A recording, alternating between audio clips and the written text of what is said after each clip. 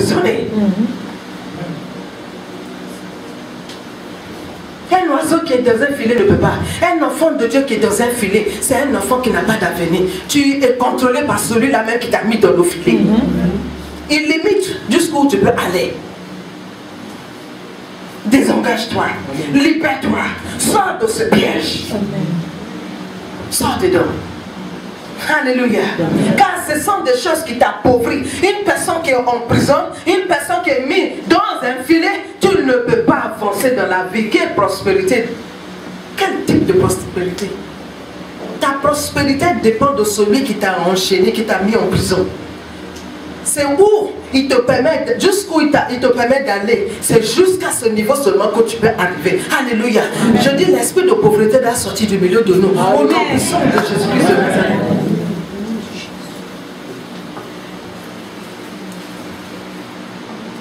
Ça c'est une des raisons de la pauvreté spirituelle, matérielle, je ne sais pas quoi. Alléluia. Peu importe. Au nom puissant de Jésus-Christ de Nazareth. Maintenant, la deuxième, il dit l'indolence. L'indolence, c'est-à-dire le paresseux. On est ensemble là?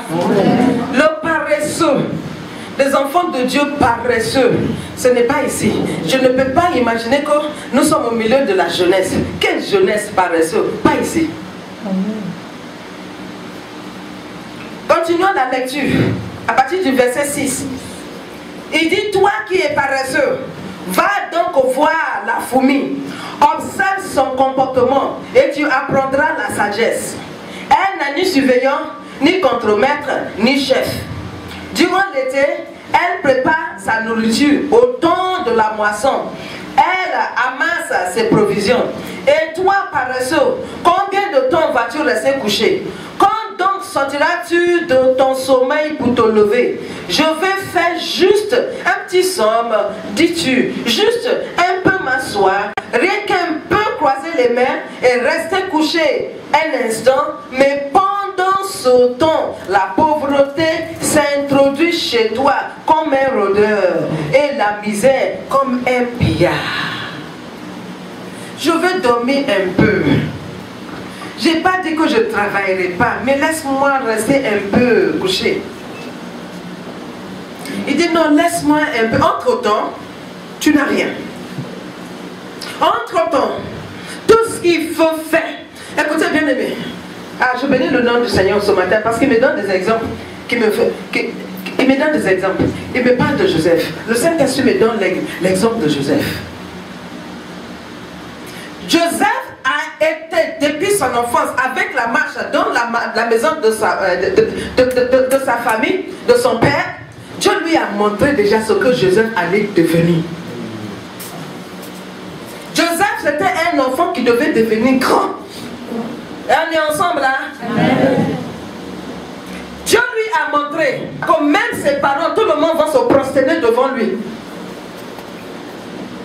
Mais après tout cela, il a eu des mouvements, il a dû quitter, on l'a vendu en esclavage. Joseph se retrouvait en Égypte, il est même, finalement même en prison. Mais bien aimé, pendant que Joseph était dans la maison de Potiphar, la Bible dit quoi? Il travaillait, il était fidèle dans sa servitude. En attendant d'arriver au lieu où le Seigneur, la porte que Dieu veut ouvrir pour toi, ta main doit trouver quelque chose à faire. Amen. Tu ne peux pas venir me dire je suis footballeur. Je joue seulement et je fais la répétition et puis je suis là, j'attends le club. Jusqu'à ce que tu trouves ton club en tant qu'un footballeur, tu vas faire ta répétition. Cherche un job à faire. Ta main doit faire quelque chose qui va te soutenir. Bien aimé, vous ne savez même pas. Peut-être c'est dans la maison où tu vas pour faire ton job là. C'est cette personne qui va devenir ton manager.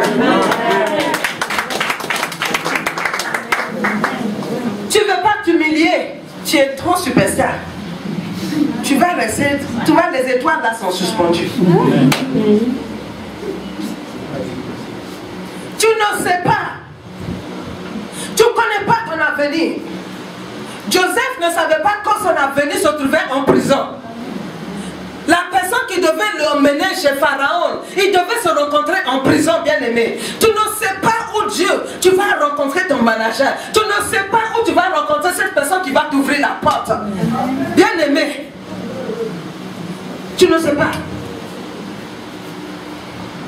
Ta main doit trouver quelque chose à faire en attendant que tu arrives au point où tu vas arriver.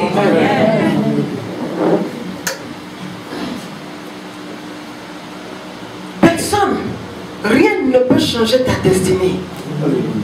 Mais tu ne peux pas aussi diriger Dieu, car Dieu sait comment il veut te conduire jusqu'à arriver au point.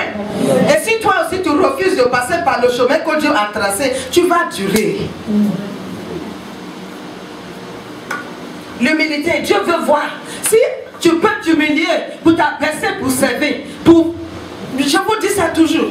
Alabad va demander, la plupart de ceux qui ont fait leurs études en Europe, comme vous voyez son directeur là, ils ont fait Jossi. Ils ont fait Jossi. Écoutez, c'est maintenant qu'eux-mêmes ils sont à Alabad qui peuvent envoyer leurs enfants en France.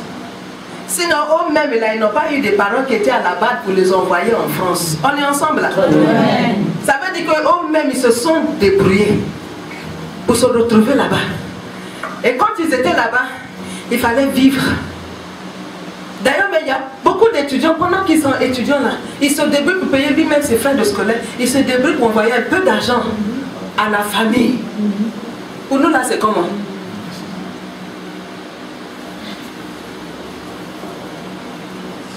Pour nous, c'est comment? On veut devenir du jour au lendemain. Il n'y a pas de shortcut dans l'affaire de Dieu. Raccourci. Il n'y en a pas.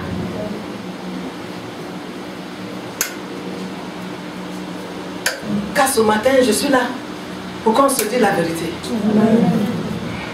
Cette vérité qui va nous positionner sur le chemin où Dieu veut nous mettre. Il dit l'indolence, un peu croiser les mains, un peu faire ceci. Et les sœurs, est-ce que tu sais que, je suis désolé, ton corps est le temple de Dieu? Il y en a maintenant là, c'est sur les gars. Tu sautes sur un lit, tu sautes dans l'autre lit. Entre-temps, il y a beaucoup de gens qui cherchent des servantes. Tu ne sais même pas où Dieu va t'emmener. C'est dans cette famille-là que Dieu va te positionner. Mais tu es là, tu dis, ah, tu ne peux pas. Il y a des ongles là, quand tu vois dire des sorcières. C'est dans tes mains, on a tous les ongles. L'ongle jusqu'à, tu ne fais rien. Mais on va t'évaluer, ce qui est sur toi, ça te dépasse. Et alors, quand les gens finissent, tu sautes, ping, ping, ping, ping, ping, ping, tu tombes malade demain. Et les gars, ils finissent. Il y a une chose que vous ne comprenez pas. Quand il finit avec toi, il dit à son camarade. On se dit la vérité, c'est le milieu des jeunes, des jeunesses. Alléluia. Un gars qui a fini avec toi comme ça, là, il parle, il dit à son camarade. Toute ta vie, ton lit, ton sexe, comportement au lit, tout ça, ça est dehors. Et tu dis, tu as réussi ton aventure comme ça. Ton aventure a trop échoué. Tu es sur malédiction. Et il y a des personnes avec qui, en plus, quand vous couchez, c'est des agents du diable. Et le sexe, il y a ce qu'on appelle la transférence d'esprit à travers le sexe. Et alors, plus vous sautez, plus de démons vous êtes en train de ramasser. Vous ramassez plein de démons, vous-même, votre vie, vous ne comprenez plus rien dedans. Langue de Dieu qui veut te délivrer, c'est pas quelle langue il faut parler parce que les démons ils comprennent rien dedans.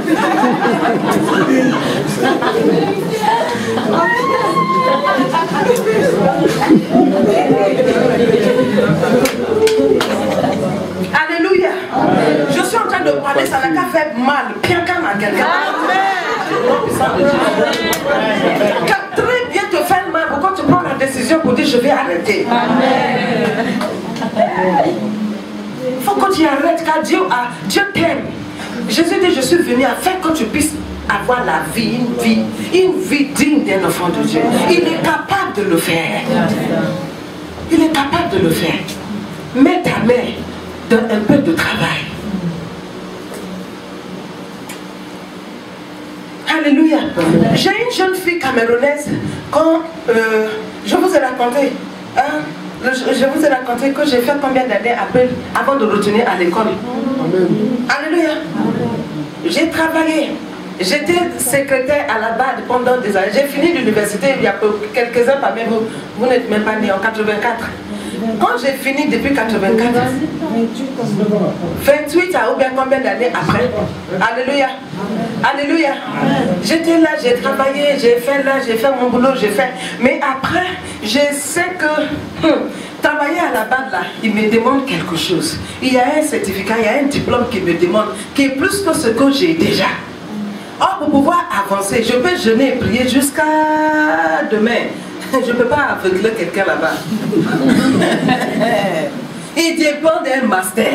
Je n'ai pas de master. Et aussi longtemps que je n'ai pas de master, je vais rester, je vais jeûner, je vais prier.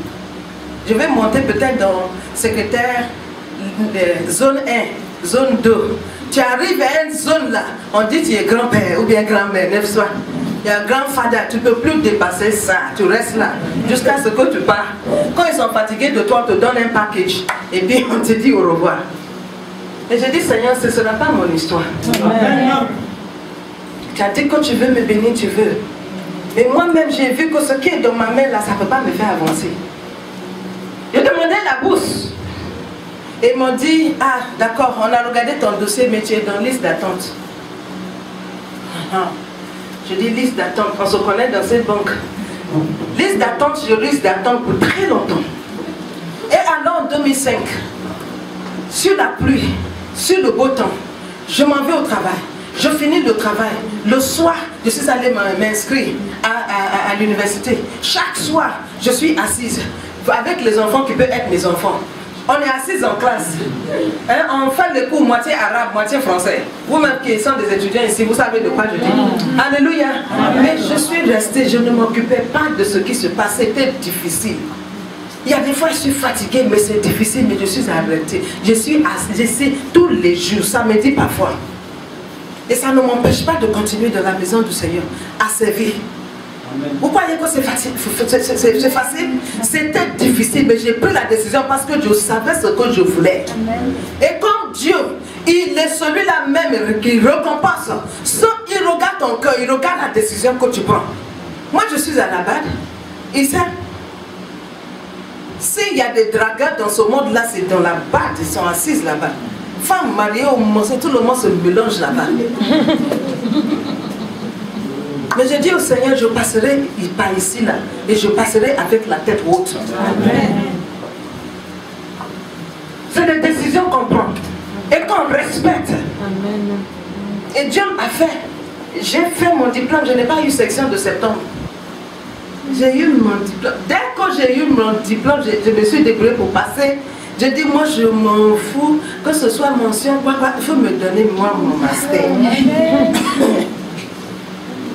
Ils m'ont donné mon diplôme de secrétaire. Dès que j'ai le diplôme, j'ai pu passer aux assistants. Ils ont ouvert en même temps poste de team assistant. Je suis rentrée en même temps. 2 ou 3 ans après, le Seigneur a pris ce même diplôme là. Aujourd'hui là, je suis professionnel à la base. Amen. J'ai donné quelque chose au Seigneur pour travailler. Amen. Donne quelque chose à Dieu pour travailler. La paresse, Dieu en a horreur. Il faut jeûner et prier, mais la Bible trust and obey. Il dit, il faut trust and obey, ça veut dire quoi? Il faut obéir, hein, et il faut avoir confiance. On obéit à quoi? À ce que le Seigneur nous a demandé de faire. Amen. Jésus lui-même n'était pas paresseux, on l'appelle le charpentier. Hein? Jésus sur la terre, il n'a pas travaillé. On dit le fils Joseph, le charpentier, lui il était charpentier aussi. Alléluia. L'esprit de paresse doit sortir de cette église au nom puissant de Jésus. On est ensemble, ne t'en fais pas. Alléluia. Proverbe 21, 17.